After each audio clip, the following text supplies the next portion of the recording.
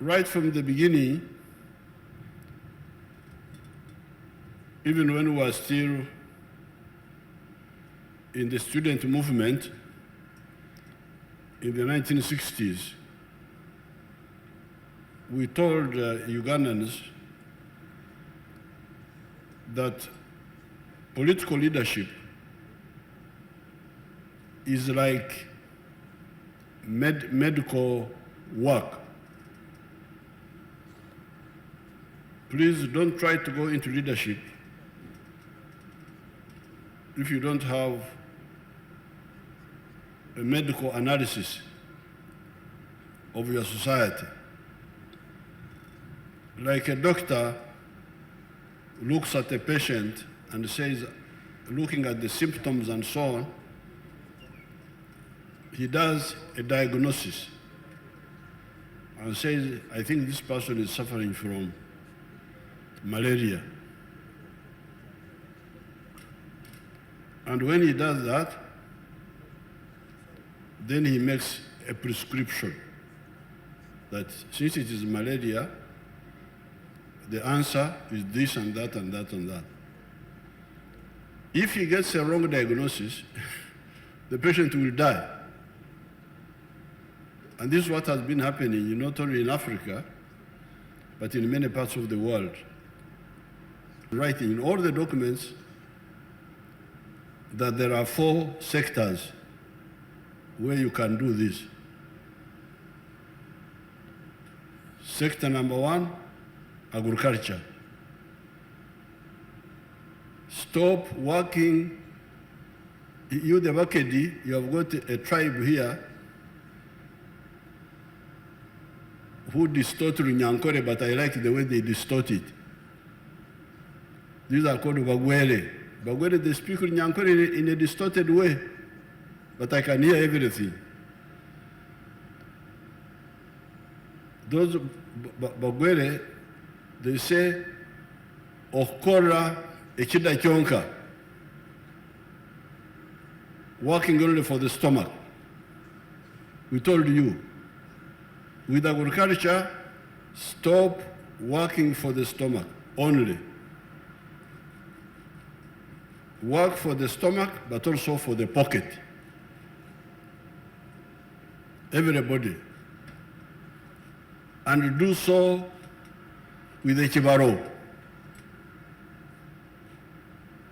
In Ateso, they call it Aymar. Aymar. So this is number 1.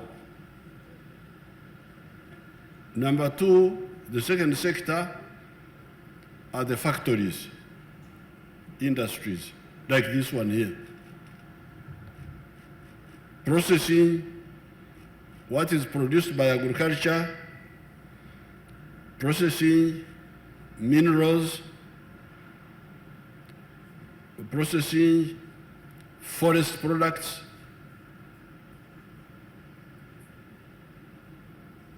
processing what is in the lake, in the freshwater bodies like majangi, the fish. This is the second sector. The third one, services. Services like hotels, entertainment, and so on. Transport. And then the fourth one, ICT. This is what we advise you. In writing, not just talking, everything we say, we write. And put it in the manifesto. Especially the manifesto of 1996, those first general elections we had. We pointed out all this. This is a significant contribution to the economic development of our people and the nation. And I thank you for laying your brick on our homeland. Thank you so much. Earlier this year, I received a message from the chairman of Tororo Cement reminding me of a pledge he had made to rehabilitate a number of schools and churches of my choice. That was humbling for me.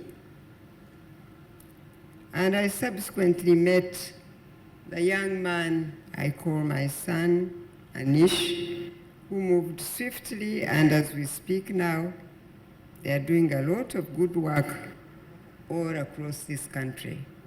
Tororo started 28 years ago by my late father, my late uncle, my late brother. All of them passed on in God's hands due to some complications in our family DNA or whatever. But we did not forget God. And always I ask my dear customers that do not forget God. They are our basis. They are ones who tell us what to do and how to do it. And I have to say, dear customer, otherwise they won't pay me. So honestly, we as an institution, we just installed a $25 million VRM, which is the most sophisticated mill in East and Central Africa, which has got German technology, and it is producing 150 tons of clinker grinding per hour. By March, with God's grace and God in front with us, we will have installed a 300 ton per hour clinker grinding. I wish to thank you to come and invest in those industrial parks which we shall afford 500 acres where that industrial park would be. I'm also informed, as you know, I've also been asked to direct jobs and 500. First of all, as you have heard, Mr. President,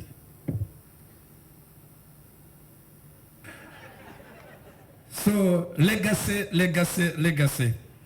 Unfortunately, I'm not yet.